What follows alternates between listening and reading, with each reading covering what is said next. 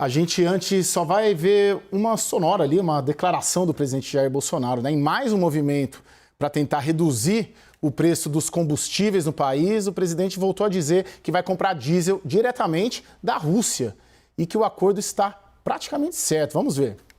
Estão gostando da gasolina aí? Tudo certo, daqui a uns 60 dias o diesel lá para baixo também. Vou comprar diesel diretamente da Rússia. Tem que chegar o diesel, tá? A previsão nossa é em 2 meses, a previsão chegar, mais barato. Tem os estoques. Tá?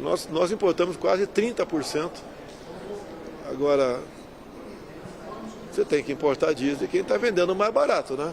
E não importar de quem, à vontade, quem está vendendo até mais caro, porque aumentando o preço aqui, aumenta o lucro da Petrobras.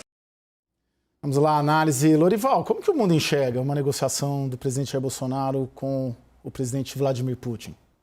Pois é, tanto a Reuters quanto a Bloomberg deram, né, que são grandes agências, portanto, todos os grandes meios de comunicação assinam essas agências e receberam essa informação. No caso da Reuters, eles ficaram em dúvida sobre como que o Brasil vai fugir dos efeitos das sanções econômicas, né, ao fazer essa negociação com a Rússia.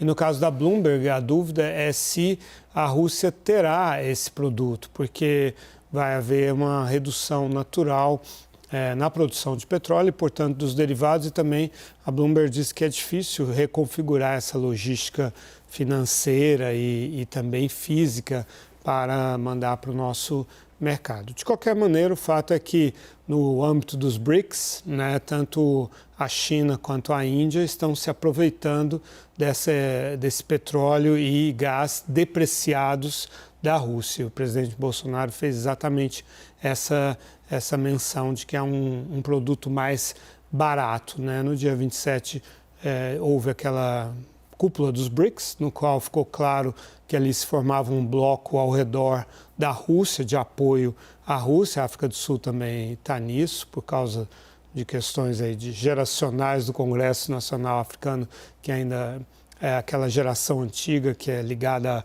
à antiga União Soviética, à Rússia na luta contra o apartheid.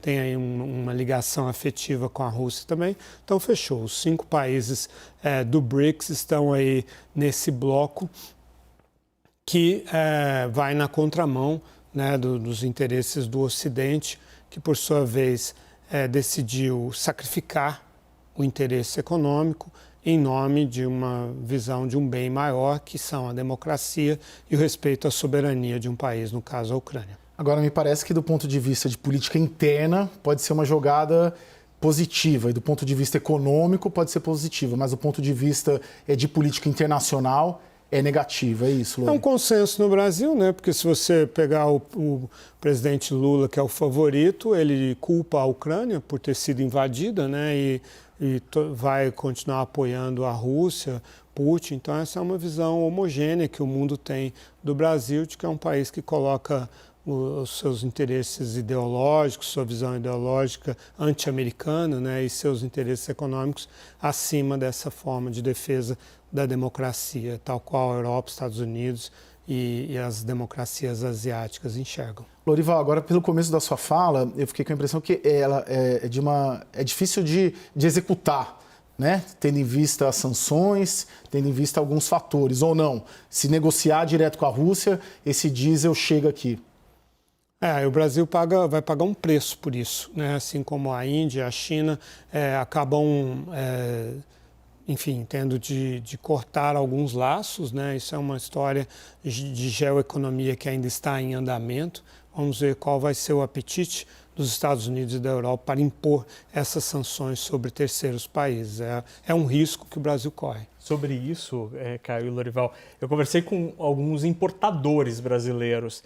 E, primeiro, eles receberam essa frase do presidente Bolsonaro com surpresa, porque essa discussão, pelo menos no setor privado, não existe ou não estava existindo até então. E um segundo ponto importantíssimo, para os importadores privados, hoje, se o governo anunciasse ali um acordo, alguma coisa formal com a Rússia, pouquíssima gente estaria disposta a colocar o nome, o CPF, o CNPJ das empresas ali, porque há sanções financeiras, de transporte, de seguro, e as empresas brasileiras, pelo menos com as quais eu conversei hoje, não têm nenhuma segurança em começar esse tipo de importação, porque o problema seriam os bancos europeus ou norte-americanos. Então, nesse caso, seria exatamente o contrário.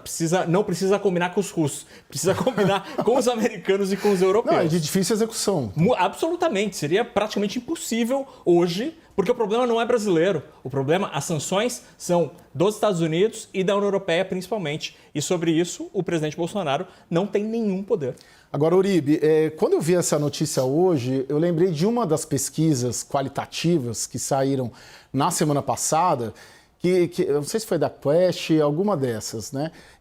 E foi colocado ali um crescimento na percepção de parte do eleitorado de que o presidente, embora ainda não esteja conseguindo, né, reduzir na bomba, né, embora mais ou menos já esteja conseguindo, a população fica com a sensação, cresceu a sensação de que ele está fazendo alguma coisa, né, de que ele tenta fazer alguma coisa. Num caso desse, se insere nesse contexto, e o Palácio do Planalto também atira para tudo quanto é lado para tentar diminuir o preço da bomba, e claro, a gente sabe que tem uma eleição difícil pela frente ele também.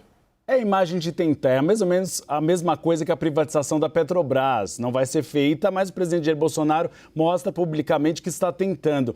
É necessário ver que, nesse caso, há uma diferença entre expectativa e realidade. Essa conversa foi feita há 2 semanas do presidente Jair Bolsonaro com Vladimir Putin. E o que me disseram é que o Vladimir Putin fez essa oferta ao presidente Jair Bolsonaro e ele ficou animado. Mas o Palácio do Itamaraty não vê como possível esse tipo de negociação, exatamente pelas sanções dos Estados Unidos e da União Europeia. O que eles acreditam? Que o presidente Jair Bolsonaro vai conversar agora, e está programado uma conversa por videoconferência com o presidente da Ucrânia, Volodymyr Zelensky, e que ele pode baixar um pouco a temperatura depois dessa conversa. O que me foi sugerido no Palácio Planalto é de que talvez possa haver uma negociação pela Índia, ou seja, o Brasil compraria o combustível da Índia, refinado, o diesel, que foi exportado da Rússia para a Índia. Mas há uma avaliação de que é praticamente impossível, que o presidente Jair Bolsonaro acabou se animando na conversa com Vladimir Putin, mas que não é execuível no cenário atual. Esse tipo de triangulação tem sido feito pelos Estados Unidos e pela União Europeia, que estão aumentando as importações de derivados de petróleo da Índia. Então, é um caminho possível. Agora, se rola mesmo para o Brasil, são outros 500. Eu acho interessante que a gente sempre tenta descobrir nas apurações, nas conversas, qual que é a última cartada do presidente Jair Bolsonaro, a última cartada eleitoral. E até a semana passada a gente considerava que a última cartada eleitoral era a PEC dos 1000 nomes. E aí hoje aparece essa nova. Então, assim, né, Uribe, dá pra gente prever que até o primeiro turno vai ter mais coisa, né? Por mais que não sejam medidas vedadas, né, até pela legislação eleitoral, mas pode vir mais coelho dessa cartola. Mais cortina de fumaça, Caio, acho que é melhor nesses termos, porque o próprio Palácio do Planalto acha que é praticamente impossível essa importação direta da Rússia.